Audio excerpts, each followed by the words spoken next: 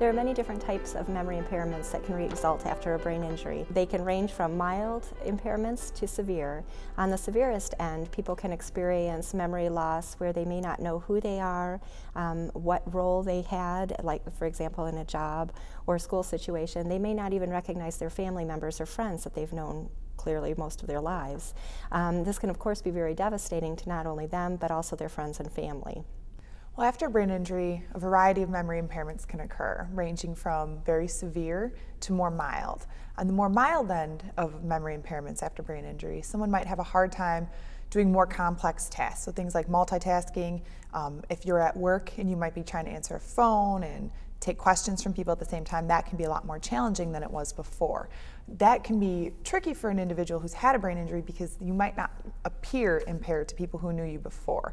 So you might seem like you're functioning at a perfectly fine level, but on the inside you're really struggling with things like finances, keeping up with your bills, your medications, and things might feel like they're too much. So asking for help, making sure that you educate people that you do need more time or that maybe you need reduced workload at work can kind of help you cope with those memory changes. Memory impairments after a brain injury can have very devastating effects. Not being able to remember maybe where you're driving, what you're going to get in the community, and it can also impact your ability to return to a previous job employment or school situation. Memory impairments can be devastating throughout your everyday life. Especially with a mild brain injury, if someone gets misdiagnosed or maybe gets missed for some therapy or some compensatory strategies and they try to go back to work, it can be very detrimental because you might be failing at your job. I think a lot of times employers are nervous to confront someone who's had a brain injury, so while you might be doing poorly at work, you might not be getting the feedback. And so hopefully someone can come in and help you get the therapy you need, get the strategies that you need so something doesn't happen like losing your job, something terrible like getting in a car accident, or for missing bills or missing medications. So I think knowing what you need and knowing that you need to ask for help are all important things that can help you cope with the changes that you're experiencing. There are many kinds of things that can help if someone's suffering from memory challenges after brain injury. Formal therapy is, of course, one way that can help reroute your brain's pathways and exercise your brain in order to be able to develop new ways of learning and remembering, as well as memory compensatory strategies that a therapist can guide you through. During formal therapy sessions, the therapist can tease out and evaluate, maybe you remember things better if you see them versus if you hear them. Maybe then written strategies are better than listening to oral strategies like having a tape recorder, or maybe vice versa. So therapy is one option. People like speech therapists, occupational therapists, even physical therapists can help you deal with changes that you're having after your brain injury. There's also strategies. So if you're having a hard time even after therapy, there's things you can put in place, things like using a day planner to keep track of what you have to do.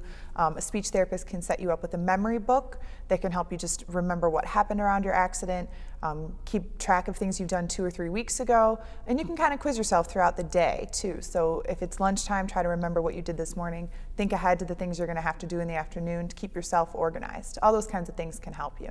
A lot of times after therapy ends, people think that that's how they're going to be for the rest of their lives, and they may still have a lot of memory impairments. Things, though, that they can continue doing even after their formal therapy ends are still therapeutic in nature. In everyday life, doing things like even crossword puzzles or reading a book or watching a TV program and then trying to recall things that have happened afterwards. A lot of times watching series help that way too, because you have to remember the events that happened week to week to week. Also using the people in your lives can really be a big support system and memory strategy in and of itself.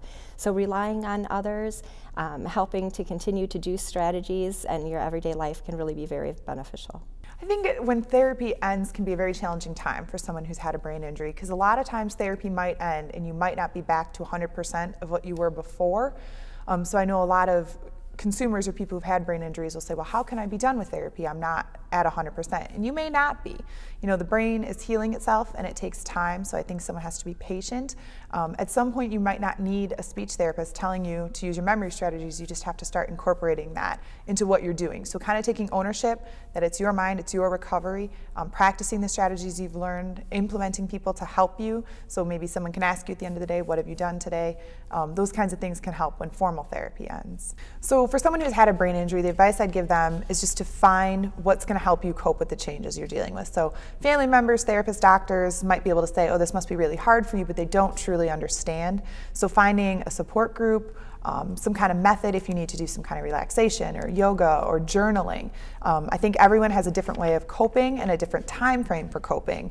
So if you meet someone who had an injury at the same time as you and they seem much more adjusted, I think that's okay. There's nothing wrong with it, but just being patient and finding a combination of things that you can do to help you get back to as much as you can from before you experienced your brain injury.